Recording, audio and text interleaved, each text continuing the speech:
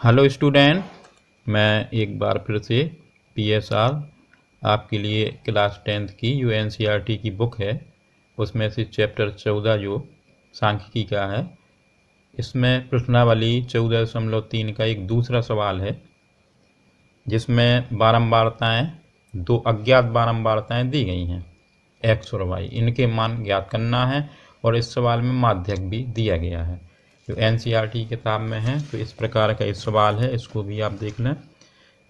प्रश्नावली 14.3 है और नीचे दिए गए हुए बंटन का माध्यक 28.5 हो तो x और y के मान ज्ञात करना है। तो एक सारणी पूरी दी गई है, इस टेबल में वर्गांतराल दिया है और बारंबारता, इसमें से दो अज्ञात बारंबारताएं x और y दी हैं जो हमें ज्ञात करनी है। तो देख लें, इसकी सारणी हमने कुछ इस तरीके से लिख ली है जो किताब में दी गई है। अब इसमें क्या करना होता है, जब माध्यक का जो सवाल होता है तो माध्यक वाले सवालों में हमेशा संचयी बारंबारता निकालनी होती है। तो हम इसमें यहाँ पे एक कॉलम संचयी बारंबारता का बना लेंगे और इसमें हम संचयी बारंबारता निकाल लेंगे। संचयी बारंबारता CF।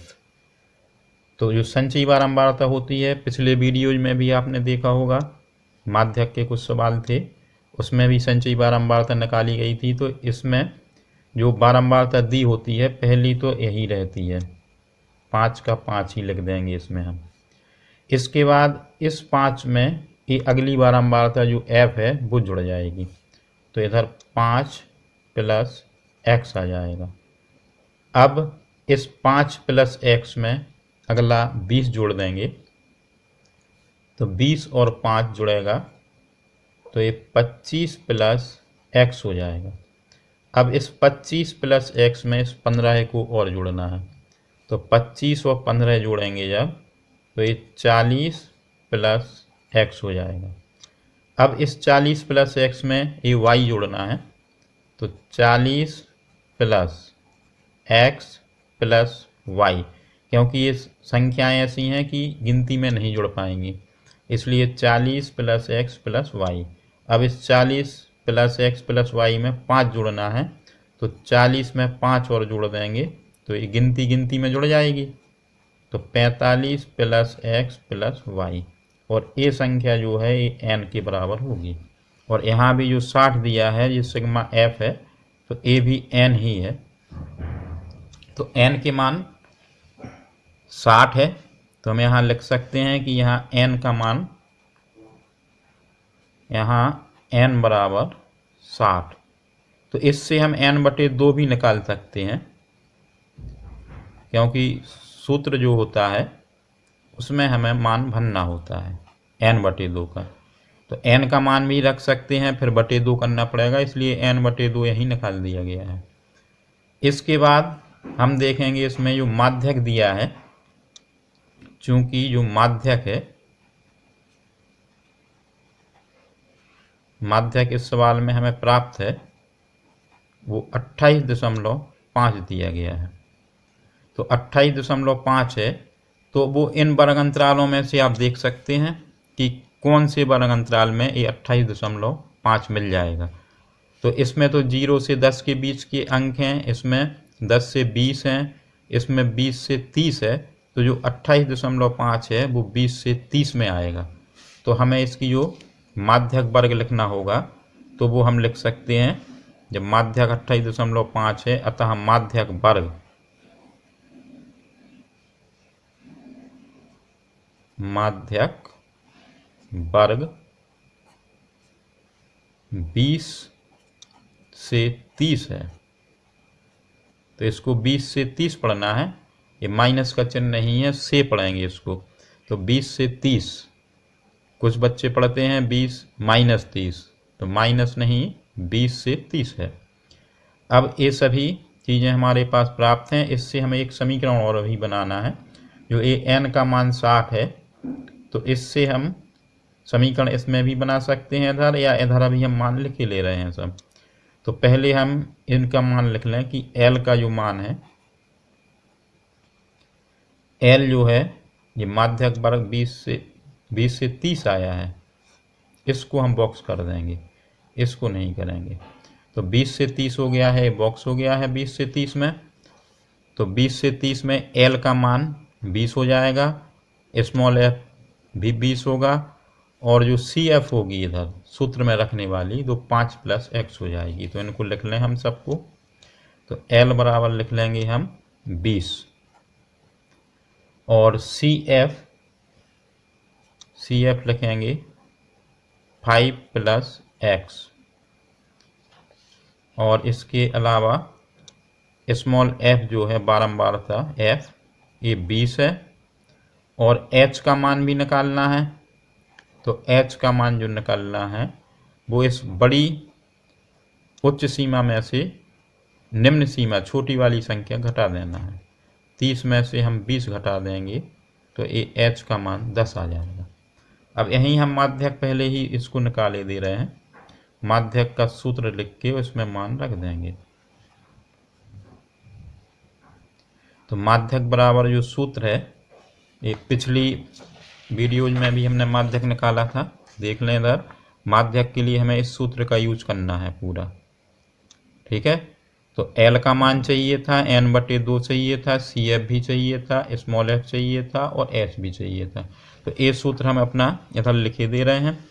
तो एल प्लस कोष्टक के अंदर n/2 माइनस सी एफ बटे स्मॉल एफ और गुणा एच, सभी मान अपने पास उपलब्ध हैं, इनको भर देंगे। और माध्यक का मान भी दिया गया है 28.5, इसको भी लिख दें। एल का मान 20 है,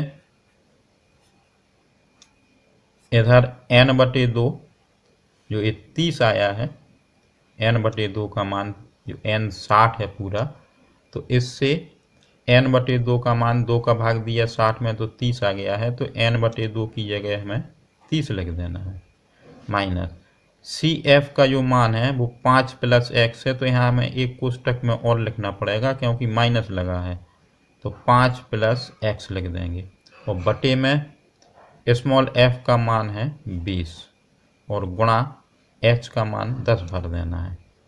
तो ये 0 से 0 तो काट देंगे, गुणा लगा हुआ है इधर। इस 20 को इधर पक्षांतर कर लें,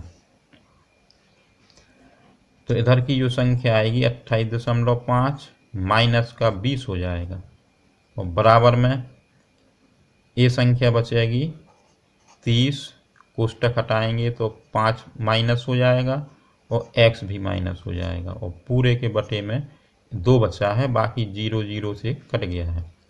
अब 28.5 है और बीच में माइनस लगा है, यानी 20 घटाना है।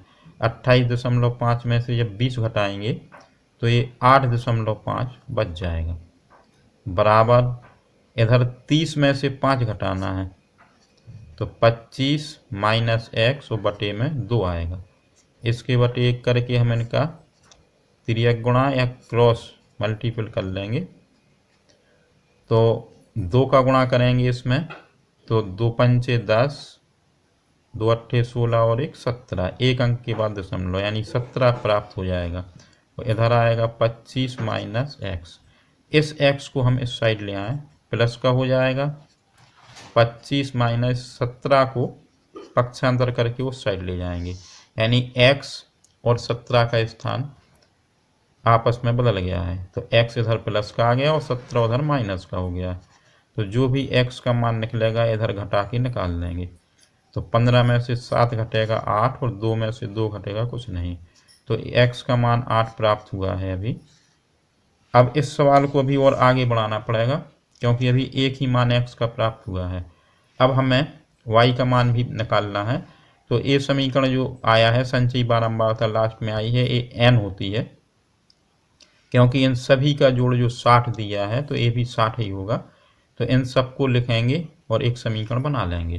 तो इसको भी हम आगे सॉल्व करके देख रहे हैं। यहाँ से हम इसको सॉल्व करते हैं।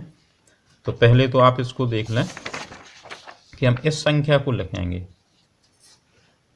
45, चूँकि 45 + x + y और ए जो है n के बराबर है और n का मान 60 है, तो इससे एक समीकरण बन जाएगा x प्लस वाई बराबर 60 और माइनस का 45 पक्षांतर हो जाएगा। तो x प्लस वाई बराबर 60 में से 45 घटा देना है तो इधर 15 बच जाएगा। तो इसको हम एक समीकरण मान लें और इसी समीकरण में जो अभी x का मान प्राप्त हुआ है, जो सवाल पूरा लगा हुआ है, तो इसमें जो x का मान 8 आया है वो अब हमें इस समीकरण में रख देना है। तो हम लिख देंगे कि x का मान समीकरण 1 में रखने पर x का मान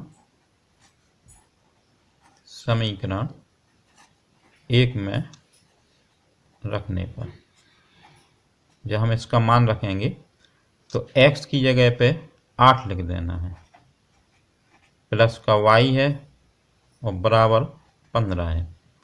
तो y बराबर आएगा 15 है माइनस के 8, तो y बराबर 15 में से 8 घटा देंगे तो 7 आ जाएगा। तो इस समीकरण में जो सारणी में से हमें दोनों मान निकालने थे, तो x का मान 8 आ गया है और y का मान 7 आ गया है। तो इस प्रकार ये दोनों संचयी बारंबारताएं जो अज्ञात थीं x और y वो प्राप्त हो गई हैं। अब इस प्रकार से आप ये पूरा सवाल देख सकते हैं इधर और स्क्रीनशॉट भी ले सकते हैं। वीडियो को आप बार बार देखें जिससे कि ये सवाल आपको अच्छी तरह से बनने लगें और आपको हमारे लगाए हुए सवाल समझ में आ रहे होंगे। और आप मेरा चैनल सब्सक्राइब कर सकते हैं और बेल आइकॉन को ऑल पर सेट कर दें, जिससे कि नए सवालों के नोटिफिकेशन आपको तुरंत के तुरंत मिलते रहेंगे। और परीक्षा की दृष्टि से ही हम महत्वपूर्ण सवालों को अपलोड कर रहे हैं जो समय समय पर आप तक पहुंचते रहेंगे। धन्यवाद।